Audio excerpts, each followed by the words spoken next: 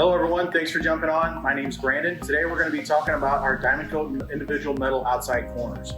They're going to be available in two different wood grains. We're going to have vertical wood grain for our straight shake, which is our 7, our 9, and our 12-inch shake, and also horizontal wood grain for our lap siding, 6, 8, and 12-inch laps.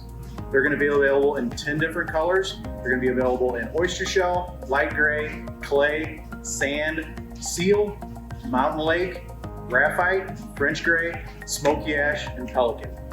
So we're going to kind of bring these on just to kind of add a different dimension to an outside corner, a new aesthetic other than just our regular conventional 4-inch and 6-inch outside corners. So we're going to get into the install right now. So now we're going to get into install. So a few things we have to make sure we do. Each course of siding, we want to make sure it's perfectly level coming around the corners. If not, when we put the corner on, it's going to leave a gap at the bottom of the corner. Next thing, each individual piece of siding will need to be held back 1/4 of an inch from the ends.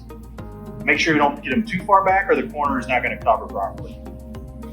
So the nail we're going to be using is a nail that will get us at least 1 inch into the framing member. Hot dip galvanized, same as the siding. As long as it has a 3/16 inch head, you're in good shape. So each individual outside corner, we'll squeeze them together just a little bit. It's going to slide up under the first course and slide underneath the second. There's clips on the bottom that'll slide up underneath and catch this panel.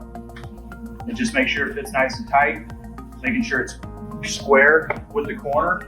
We're going to run a nail diagonally into the corner. One thing you want to make sure you don't overdrive it. If that nail overdrives, it's gonna bend the outside corner. So we want to make sure everything's pushed in nice and tight. Get the nail just snugged up, not over tight. The outside corners, as everybody knows right now with the caulking issues, they don't require any kind of caulking or anything like that. So that's an added feature.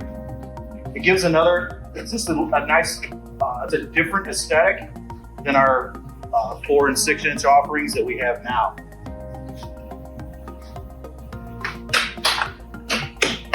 Another important thing is to not get the corner pushed over to one side or the other. You want to make sure that it's nice and straight and square.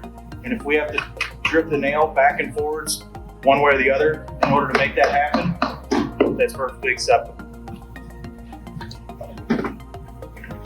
Slide these under, making sure everything's nice and tight.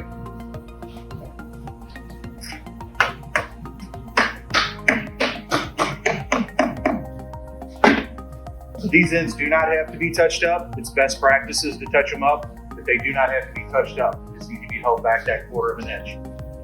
So we're going to do this the rest of the way up. The last piece, whatever length it is, whether it's 2 inches, 6 inches, whatever it would be, we're going to cut that off to length.